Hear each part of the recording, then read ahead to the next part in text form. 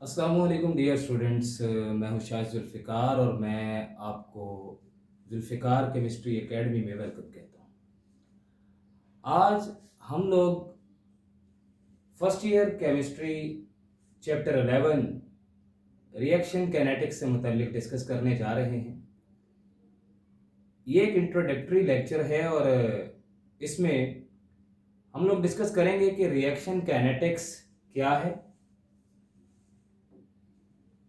Kinetics से क्या मुराद है, और कैनेटिक्स को हम इसके अलावा किन किन अल्फाज से यानी इसके सिनोनिम्स जो हैं वो हम कौन कौन से इस्तेमाल करते हैं।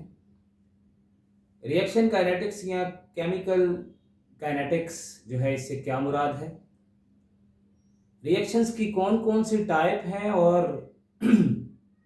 मुख्तलिफ रफ्तार के लिहाज से, स्पीड के लिहाज से, रेट के लिहाज से रिएक्शन की कौन कौन सी टाइप है। तो चलें सबसे पहले हम आगाज करते हैं काइनेटिक्स के साथ। काइनेटिक्स जो कि इंग्लिश जुबान का लफ्ज है और काइनेटिक्स से हम मुराद लेते हैं टू मूव और इन मोशन, यानी जैसे कोई चीज, कोई पार्टिकल, कोई बॉडी, कोई मॉलिक्यूल, कोई आयन, कोई एटम उसकी हरकत से, उसकी मोमेंट से रिलेटेड जो है हम उसे काइनेटिक्स कहते हैं और सही तलफ़ुज़ में इसे कैनेटिक्स इस्तेमाल करते हैं। कैनेटिक्स जिसकी बात हमने की कि इसका जो मीनिंग है वो टू मूव और इन मोशन का है, अक्सर हम काइनेटिक्स की जगह डायनामिक्स का लफ्ज जो है वो भी इस्तेमाल किया करते हैं। काइनेटिक्स के मीनिंग के बाद हम चलते हैं कि आखिर रिएक्शन काइनेटिक्स से हम क्या मुराद लेते हैं। तो रिएक्शन काइनेटिक्स केमिस्ट्री या खास तौर पर अगर कहूं तो फिजिकल केमिस्ट्री की एक ब्रांच है जिसमें हम डिफरेंट फैक्टर्स, मैकेनिज्म और एस्पेक्ट्स को स्टडी करते हैं, यानी उनसे हम डील करते हैं।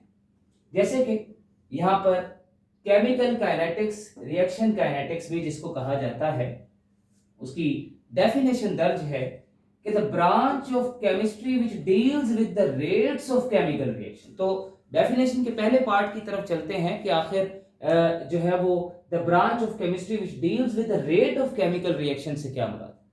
रेट जिसे हम स्पीड भी कहते हैं, रेस भी कहते हैं, यानी एक केमिकल रिएक्शन जो है क्या उसे प्रोसीड होने के लिए, उसकी कंप्लीशन के लिए बहुत ज्यादा वक्त जो है वो दरकार है, या वो इंस्टेंटली प्रोसीड हो जाता है, फौरन ही प्रोडक्ट जो है वो प्रोड्यूस हो जाता है, या उसे चंद मिनट या घंटों का टाइम जो है वो दरकार है प्रोडक्ट की तकमील के लिए। तो पहला हिस्सा तो रिएक्शन की रफ्तार से मुतल्लिक है कि उसकी स्पीड से जो है वो हम डील करते हैं, मतलब उसके बारे में इस ब्रांच के अंदर डिस्कस करते हैं। The second part is factors that effect the rate of chemical reaction and the mechanism of the reaction is called reaction kinetics और केमिकल काइनेटिक्स। अब इसका जो दूसरा हिस्सा है उसमें फैक्टर से मुतल्लिक बात की जा रही है कि ऐसे तमाम फैक्टर्स जो एक केमिकल रिएक्शन के स्लो या उसके तेज होने के जिम्मेदार है। मिसाल के तौर पे factor number 1, change in concentration. अब अगर हम चेंज इन कंसंट्रेशन की बात करें तो चैप्टर 8 केमिकल इक्विलिब्रिया के चैप्टर में हम डिटेल में चेंज इन कंसंट्रेशन से मुतालिक डिस्कस कर चुके हैं। मिसाल के तौर पे अगर हम बात करें कि भाई यहां पर जैसे कि ये एक रिएक्शन है, अमोनिया एसिटिक एसिड के साथ रिएक्ट कर रहा है और एसीटेट और अमोनियम आयन प्रोड्यूस कर रहा है। इस रिएक्शन में अगर मैं रिएक्टेंट की कंसंट्रेशन बढ़ाता हूं, यानी मैं रिएक्टेंट ऐड करता हूं, तो जैसे ही इसके नंबर ऑफ पार्टिकल इंक्रीज करेंगे, जैसे इसके नंबर ऑफ मॉलिक्यूल इंक्रीज करेंगे, अफेक्टिव क्लियन यानी मॉलिक्यूल्स का आपस में टकराव जो है वो भी बढ़ जाएगा। जैसे ही इफेक्टिव कुलियन बढ़ जाएगी तो इसके बढ़ने के साथ साथ प्रोडक्ट के बनने की रफ्तार भी तेज हो जाएगी। यानी अगर रिएक्टेंट की कंसंट्रेशन इंक्रीज की जाती है तो प्रोडक्ट की जो प्रोडक्शन है वो भी निस्बतन तेज हो जाती है। और वहीं पर अगर मैं प्रोडक्ट जो है एसीटेट आयंस या अमोनियम आयंस की कंसंट्रेशन में इजाफा करता हूं तो रिवर्सिबल यानी बैकवर्ड डायरेक्शन के अंदर अमोनिया और एसिटिक एसिड के बनने की रफ्तार जो है वो भी तेज हो जाती है। तो यानी कि अगर किसी एक की कंसंट्रेशन में इजाफा किया जाए तो दूसरे की प्रोडक्शन का अमल जो है वो स्पीड अप हो जाता है। बिल्कुल इसी तरह से दूसरा फैक्टर है टेम्परेचर। टेम्परेचर का फैक्टर रिएक्शन की टाइप से लिंक करता है कि आया कि वो जो रिएक्शन है वो एक एंडोथर्मिक रिएक्शन है या वो एक एक्सोथर्मिक रिएक्शन है। गोया कि अगर वो एक एक्सोथर्मिक रिएक्शन है तो जो हीट इवॉल्व करने पे जिसमें प्रोडक्ट जो है वो प्रोड्यूस होता है तो फिर तो उसका टेम्परेचर डिक्रीज करने पर प्रोडक्ट बनने की रफ्तार उसकी स्पीड तेज हो जाएगी यानी वो स्पीड अप हो जाएगा। और अगर वहीं पर एक एंडोथर्मिक प्रोसेस है, एक एंडोथर्मिक रिएक्शन है तो फिर उसमें क्योंकि वो हीट एब्जॉर्ब करके प्रोडक्ट प्रोड्यूस करता है तो वहां पर अगर हम टेम्परेचर इंक्रीज करते हैं तो टेम्परेचर के इंक्रीज करने से जो है वो रिएक्शन का रेट उसकी स्पीड बढ़ जाएगी। Number 3 volume and pressure. Volume और प्रेशर को मोस्टली हम लोग जो है हमने बड़े डिटेल में सल्फर ट्राइऑक्साइड की प्रोडक्शन और जहां पे हम लोगों ने जो है वो चैप्टर 8 इक्विलिब्रिया जो केमिकल इक्विलिब्रिया का चैप्टर है उसके अंदर हमने डिटेल में देखा कि किस तरह वॉल्यूम और जो प्रेशर है वो गैसेस या लिक्विड्स के केस में प्रोडक्ट को प्रोड्यूस करने की जो स्पीड है उसको इनहांस करता है और किस तरह उसको जो है वो उसकी स्पीड को डिक्रीज भी करता है। नेक्स्ट हम लोग जो है वो कैटालिस्ट की तरफ चलते हैं। अब हम लोग जानते हैं कि कैटालिस्ट भी दो तरह के हैं, एक्सेलरेटर और इनहिबिटर। यानी कैटालिस्ट रिएक्शन की रफ्तार को तेज भी करते हैं और कैटालिस्ट जो है वो रिएक्शन की रफ्तार को प्रोडक्ट बनने की जो स्पीड है उसे डिक्रीज भी करते हैं, उसे कम भी करते हैं। तो इसी तरह से अगर हम सूटेबल कैटालिस्ट जो कि उस रिएक्शन को स्पीड अप करता है अगर हम वो इस्तेमाल कर रहे हैं तो गोया के हम रिएक्शन को स्पीड अप कर देंगे, हम प्रोडक्ट बनने की रफ्तार को तेज कर देंगे।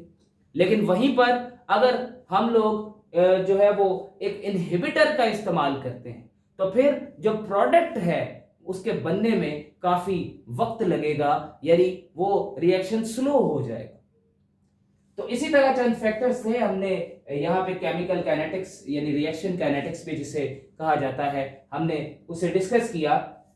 अब हम लोग चलते हैं रिएक्शंस की तरफ कि आया कि रिएक्शंस कितनी तरह के। चैप्टर 8 ही के अंदर केमिकल इक्विलिब्रिया में वैसे तो मैट्रिक में भी आप लोग इसे डिस्कस कर चुके हैं। उम्मीद है कि आपको इसके मुतालिक पहले से कुछ इंफॉर्मेशन कुछ अंडरस्टैंडिंग जो है वो यकीनन होगी, लेकिन फिर भी हम इसे क्योंकि ये चैप्टर 11 का हिस्सा है तो एक मर्तबा इसे फिर से डिस्कस कर लेते हैं। रिएक्शंस दो तरह के होते हैं अमूमन, रिवर्सिबल रिएक्शन और इरिवर्सिबल रिएक्शन। पहले हम इरिवर्सिबल रिएक्शन की बात करते हैं। जनरल रिएक्शन में बताया गया है कि A प्लस बी जो कि दो रिएक्टेंट हैं, अगर ये दोनों रिएक्ट करते हैं तो प्रोडक्ट C बनाते हैं। इस तरह के रिएक्शन को हम सिंगल एरो से रिप्रेजेंट करते हैं, जबकि टेल की तरफ रिएक्टेंट और हेड की तरफ प्रोडक्ट मेंशन किया जाता है। इसमें आप लोग देख सकते हैं कि प्रोडक्ट बनने के बाद दोबारा से रिएक्टेंट में कन्वर्ट नहीं हो रहा, यानी प्रोडक्ट अपनी कंप्लीशन की तरफ जा रहा है, जिसमें रिएक्टेंट सिर्फ स्टेबल प्रोडक्ट बनाता है और प्रोडक्ट दोबारा से सेम कंडीशंस पर रिएक्टेंट में कन्वर्ट नहीं होता। जैसा कि यहां पर एग्जांपल के तौर पे एक रिएक्शन दिया गया है, 2H2 जब हाइड्रोजन गैस के 2 मोल नाइट्रोजन डाइऑक्साइड के 2 मोल के साथ रिएक्ट करते हैं तो हाइड्रोजन परऑक्साइड और N2 जैसे प्रोडक्ट बनते हैं। गोया कि इसमें H2O2 इतना ज्यादा कोई स्टेबल प्रोडक्ट नहीं है।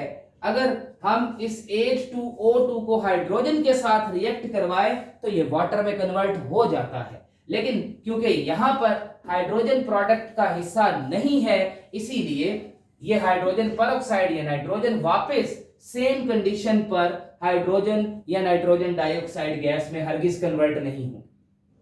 तो ये यूनिडायरेक्शनल रिएक्शन है जिसमें रिएक्टेंट प्रोडक्ट प्रोड्यूस करता है, लेकिन प्रोडक्ट डीकंपोज होने पर या प्रोडक्ट रिकंबाइन करने पर रिएक्टेंट प्रोड्यूस नहीं करता। दूसरी जानिब हम बात करते हैं रिवर्सिबल रिएक्शंस की, जिसका जनरल रिएक्शन दिया गया है कि ए रिएक्टेंट बी रिएक्टेंट से रिएक्ट करे तो सी प्लस डी यानी सी और डी प्रोडक्ट प्रोड्यूस करता है। एक खास हद तक प्रोडक्ट प्रोड्यूस होने के बाद प्रोडक्ट ज्यादातर डीकंपोज होकर या रिकंबाइन करके वापस रिएक्टेंट बनाना शुरू कर देता है, जिससे एक डायनामिक इक्विलिब्रियम सेट होता है जिस पर जितनी तेजी से, जितनी स्पीड से रिएक्टेंट से प्रोडक्ट बनता है, उतनी ही स्पीड से प्रोडक्ट से दोबारा रिएक्टेंट भी प्रोड्यूस होता है।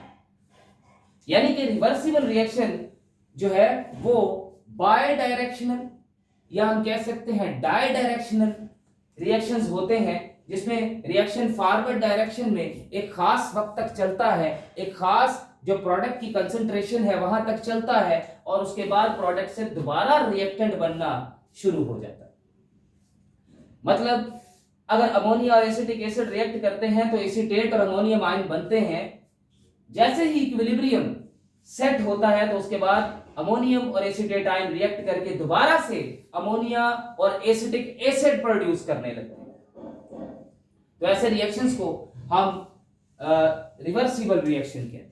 आपकी किताब के अंदर इससे मुताल्लिक और भी एग्जांपल्स मौजूद हैं, लेकिन फिलवक्त हम इतना ही करेंगे और आगे बढ़ेंगे कि आखिर वक्त के एतबार से या स्पीड के एतबार से रिएक्शंस को कितनी टाइप्स में कैटेगराइज किया जाता है। Type number 1, slow reactions. ऐसे रिएक्शंस जिनको मुकम्मल होने के लिए कई दिन, कई महीने दरकार हो, यानी एक लंबा वक्त जो है वो उनको दरकार हो, ऐसे रिएक्शंस को हम स्लो रिएक्शंस कहते हैं। Example number 1, rusting of iron. अगर आपके पास एक आयरन का पीस है और आप उसे ओपन एटमॉस्फेयर में, मॉइस्ट एटमॉस्फेयर में, या आप उसे जो है वो खुली फिजा में, एटमॉस्फेयर में उस पीस को ऑन इट्स ओन छोड़ देते हैं, उसके अपने हाल पर छोड़ देते हैं, तो एक लंबे वक्त के बाद उस आयरन की ऑक्सीडेशन जो है वो होती है, यानी उसको अगर हम आसान अल्फाज में कहें तो जंग लगता है, रस्ट लगता है, उसकी क्रोयन होती है, वो ऑक्सीडाइज होता है। लेकिन इस प्रोसेस की कंप्लीशन के लिए एक लंबा एक जो है वो एक लंबी टाइम ड्यूरेशन जो है वो इसके लिए दरकार है। Example number 2, weathering of buildings.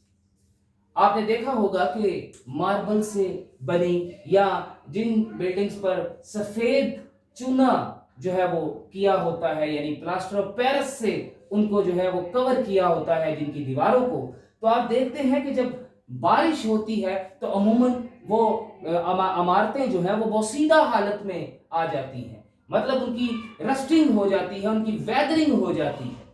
यानी एसिड रेन क्या है कि जब रेन ड्रॉप्स फिजा में जमीन की तरफ आ रहे होते हैं तो फिजा से सल्फर डाइऑक्साइड और इसी तरह से जो है वो नाइट्रोजन डाइऑक्साइड और नाइट्रोजन के जो ऑक्साइड्स हैं, या कार्बन डाइऑक्साइड, कार्बन के जो ऑक्साइड्स हैं, या फिजा में मौजूद जो क्लोरीन गैस है, जब वाटर ऐसी गैसेस के साथ रिएक्ट करता है तो उनके रिस्पेक्टिव एसिड्स बनाता है, HCl, HNO3, H2SO4 और इसी तरह से H2CO3 यानी carbonic acid, sulphuric acid, hydrochloric acid और नाइट्रिक एसिड जैसे जो है वो एसिड्स प्रोड्यूस करता है, जो पानी के साथ मिलकर नीचे आते हैं और जैसे ही वो इन बिल्डिंग्स के साथ स्ट्राइक करते हैं तो with the passage of time वो बिल्डिंग्स जो है उनकी वेदरिंग हो जाती है, मतलब उनकी डिस्ट्रक्शन हो जाती है, वो सीधा हो जाती है, लेकिन इसके लिए भी एक लंबा वक्त दरकार है।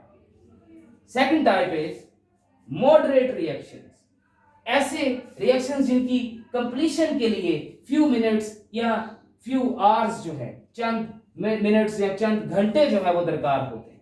मिसाल के तौर पे जब नाइट्रिक ऑक्साइड हाइड्रोजन गैस के साथ रिएक्ट करके हाइड्रोजन पर ऑक्साइड और नाइट्रोजन गैस प्रोड्यूस करता है, तो इसके लिए 50 से 55 मिनट का वक्त दरकार होता है। ऐसे रिएक्शंस को हम मॉडरेट रिएक्शन कहते हैं।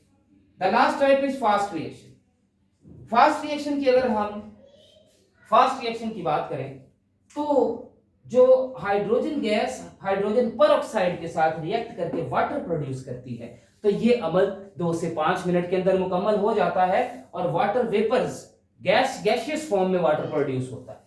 तो जिन रिएक्शंस को मुकम्मल होने के लिए चंद सेकंड या चंद मिनट दरकार हो, उन्हें हम फास्ट रिएक्शंस का नाम देते हैं। बिल्कुल इसी तरह से एक और एग्जांपल कोट करेंगे यहां पर कि जब हम एक टेस्ट ट्यूब में सिल्वर नाइट्रेट के एक्वस सॉल्यूशन को सोडियम क्लोराइड के एक्वस सॉल्यूशन के साथ रिएक्ट करवाते हैं, तो फौरन ही हम देखते हैं कि हमारे टेस्ट ट्यूब के अंदर व्हाइट प्रेसिपिटेट सिल्वर क्लोराइड के प्रोड्यूस हो जाते हैं। तो जो रिएक्शन बहुत कम वक्त के अंदर मुकम्मल हो जाए और प्रोडक्ट बना दे, उसे हम फास्ट रिएक्शन कहते हैं। आज तक का बच्चों हमारा रिएक्शन जो है वो जो ये टॉपिक था वो इतना ही। ठीक है, उम्मीद है आप लोगों को समझ जो है वो आ गई होगी, आप लोगों के लिए ये मामला आसान रहा होगा। लेकिन अगर फिर भी आप लोगों की कोई क्वेरीज हों तो आप नीचे कमेंट बॉक्स में पूछ सकते हैं। अगर आपको ये लेक्चर आसान लगा हो, आपको ये लेक्चर अच्छा लगा हो, तो लाइक शेयर और सब्सक्राइब जरूर कीजिएगा। आज के लिए अल्लाह हाफिज। इंशाल्लाह